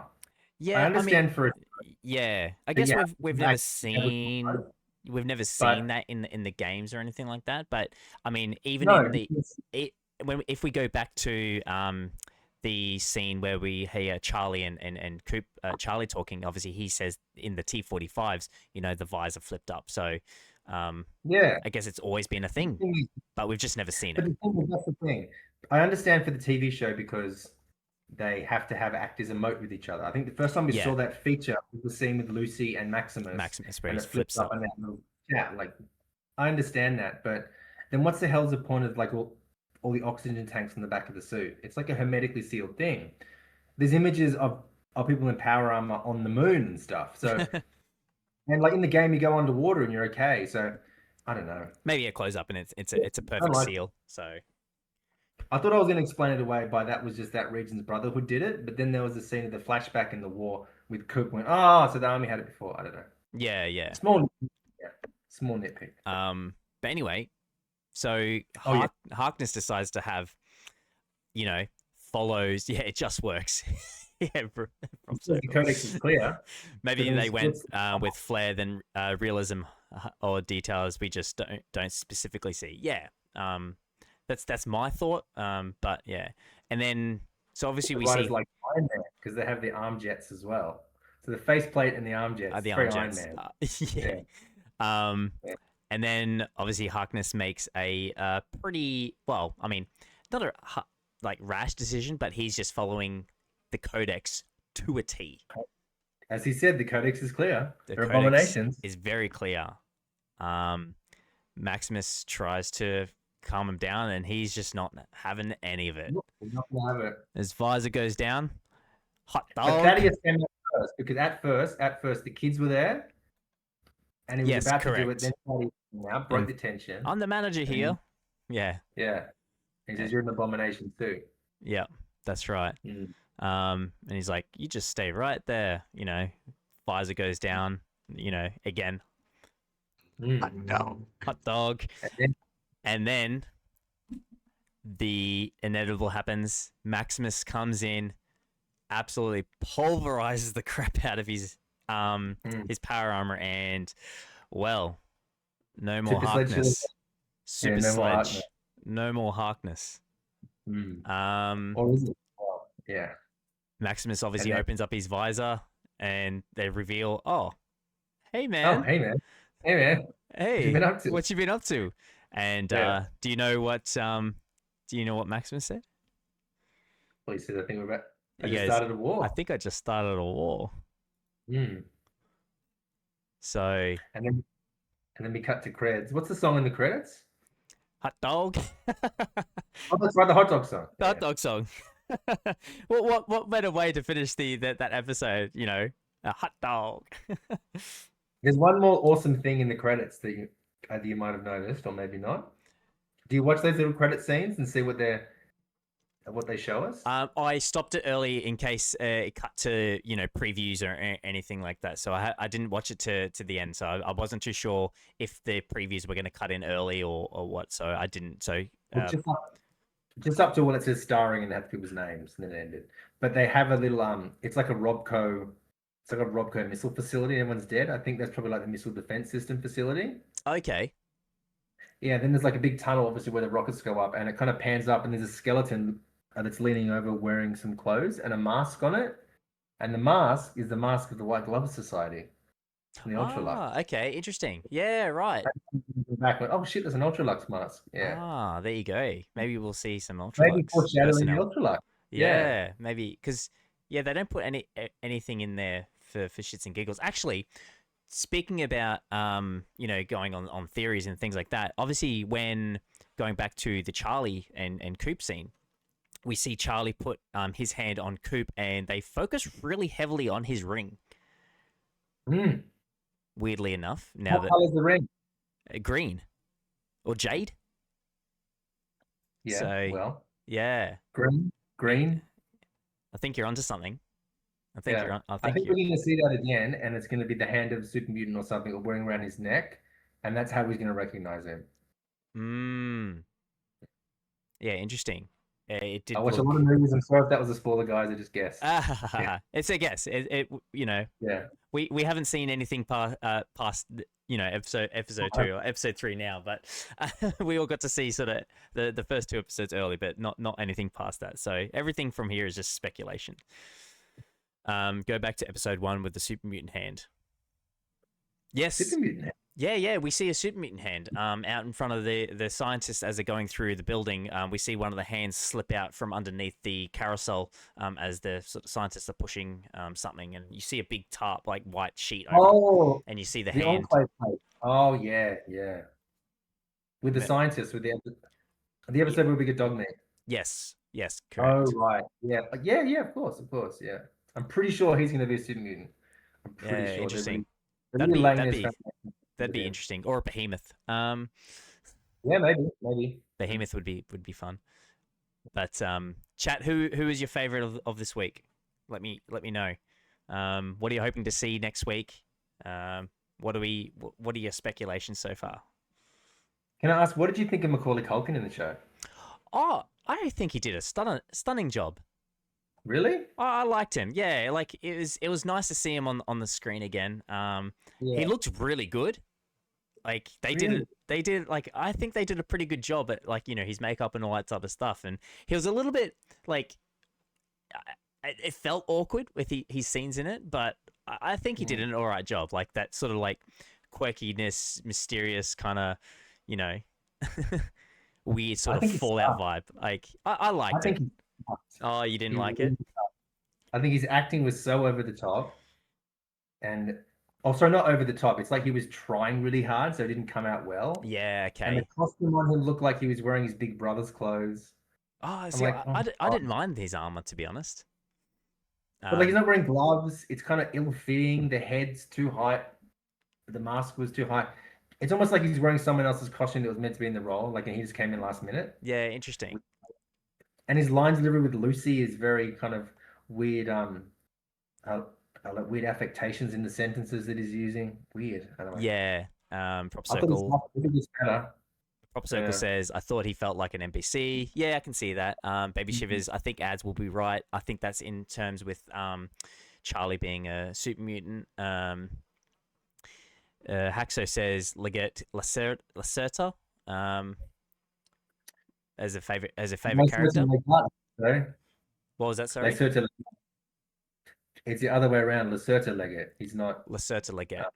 Okay. Yeah, the names they gave him is the other way around. Prop circle, Mm. more Chet. Baby Shivers, less Chet. But once Thaddeus, Baby Shivers says Thaddeus, my man. Yeah, like, I'm kind of liking Thaddeus. I thought it was a bit silly last season. Oh, I think you have to get that for your soundboard. Thaddeus's scream. It's really funny. Oh, is it? I'll have to search through it. Yeah, he screams a few times in season 1. It's quite funny. No. He's getting branded and he's getting eaten by the gulper. It's quite funny. Yeah. Haxo, but low key, Norm is killing it. Yeah, I'm a big Norm believer. Want to see Norm in next episode. I want to see what he gets up to because obviously last episode we find out that he's just exited the vault with a whole bunch of Vault-Tec employees. So I'm so keen to see where that goes. With Bud's buddies, yeah. Buds. The prop circle. I'm not a cheerleader. I'm a chat leader. Damn. Excellent. I love that. Did Yeah, anything surprise you this episode? Not really, because always in the show it's very twisty turny. Mm-hmm. But unfortunately, what happens is like when we place our, I love seeing places like Caesar's Legion. I like seeing seeing Maximus go in scenes up against the Curatrons and things. Yeah. But unfortunately, because they're our main characters, I know that they're going to be fine. So the stakes aren't really there. Do you know what I mean? Yeah, I get what you mean. Yep. They hung Lucy up on a cross to die. It's like she's not going to die. She's the main character. She's the main character. You know, it's kind of silly, you know. Yeah, that's But fair. I can see how that would go. I just feel like the stakes aren't quite there. Yeah, with those kind of things that happen. Surprised me though. Controversial opinion. I agree with Harkness. Those kids had to die. It's against the Codex. Against the Codex. You're a Brotherhood Steel believer, are you? I'm not a fan of the Brotherhood, but he's Okay. he's just sticking by his faction and what they believe in, Sticking and to he's the following Codex. the rules. I have no Yep. problem with that. Okay. From his perspective, not killing children, of course. No. But from his, I have no problem with that. Yep. Well, yeah, in Fallout 4, I don't think well in the Commonwealth there's probably littered with thousands upon thousands of sort of ghouls, so he probably was not going to take that chance. Do you think, like, since he's from the Commonwealth, which is Barston from Fallout 4, do you think that he might be a synth? Well, so obviously it'd be interesting to see what happens, because I reckon Thaddeus is probably going to end up in the power armor in some way, capacity or form, potentially, because it's there and he was part of the Brotherhood and whatnot. And then maybe they find synth components of him, because obviously the name can't be coincidence, right? Obviously, we know in Fallout 3 Harkness is a synth. We sort of confirmed that sort of last week when chat was discussing things, and then obviously from the Commonwealth, the Institute is a very, very big faction in the Commonwealth in Boston. So could he could be a synth. And there's only one of him, so when he arrived, there's no one else with him. He's just alone. Yeah, correct. He's bloody what was I can't remember the terminology I used today. Baby shivers. If you can help me remind me. How do they even know that he's actually from the Commonwealth? Did he have to prove himself somehow? Just rocks up. Yeah, I guess the clothes speak for themselves, because each faction has their own sort of way of dressing, and he was very much in the sort of when we see Elder Max, and he's in the same sort of getup as an elder. So that's probably how they. That's a really cool jacket he's got. Yeah, it's a really cool jacket. It is very cool. I think if anyone was wearing that jacket, I think everyone would feel as cool as Harkness did. But you've got to have the hairstyle to go with it too. What was that? Sorry. The hairstyle has to go with it too. The fade and the pompadour. Yeah. That's right. Yeah, pull it off. Favorite moment? Chat. What was your favorite moment? My favorite moment. I don't know. I think being such a nerd and just seeing that scene with the Brotherhood and being able to read all the symbolism of the room. Yeah, that was really interesting. I really enjoyed listening to that. Yeah. Yeah, just also like the overall just the overall theme, like in kind of I've enjoyed having to do a deep dive into the episode like this and really analyzing it, because it made me I've looked closer at what the themes of the episode were, which are war, what is America? Is America still America? What's the future of America going to be? What, so is it about armies and fighting, or is it about preserving civilization and family and peoples and communities and stuff? So yeah, we forgot to mention too that during that scene with the Securitron, they just started playing the Star Spangled Banner, like a version of that they were playing when Harkness was leaping in, attacking him. Yeah, out of the blue. America song. So I thought, oh, okay. So obviously this is here just to kind of weave in again that theme of America. Yeah. So yeah, not just one moment, but seeing the Legion and that, I suppose, that one scene with the Brotherhood, like, and reading that scene and the scenery was pretty impressive. How about you? What was yours? I love the Victor scene. I really love seeing Victor. That's what really made me happy this week. In my notes, I've literally put Victor in capital letters because I liked just seeing him and how well executed they did of Victor. So that was kind of my favorite parts, and that sort of little interaction that he has with the ghoul. Haxo, not biased opinion, but he says the NCR Ranger was his favorite. Kubkos says, I honestly love the conversations with Charlie. Yep. Benny arguing the pronunciation of Caesar. Prop Circle, agree, Charlie scenes and Victor. Baby Shivers, Maximus standing up to a bully. Yes. Yes. Come on, Maximus. Get a backbone. Because I think the Charlie scenes really show that Fallout can properly balance the serious with the comedy. Yeah, it's good to see that they're still hitting the mark, hitting the nail on the head where they're just perfectly integrating what Fallout is. So it's really good to see. Still think your Ranger is better, Haxo. Hello, Vindictive. Is Victor probably?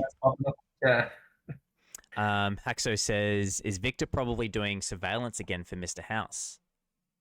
Yeah, that's interesting too. So, as much as I suppose we're both quite excited to see Victor again. So we haven't really discussed what's he doing now and why was he there all alone. Yeah. Well, in the NCR, like Camp Golf doing absolute nothing. Like he was basically essentially, I guess, conserving power. I don't know, but But why was he there?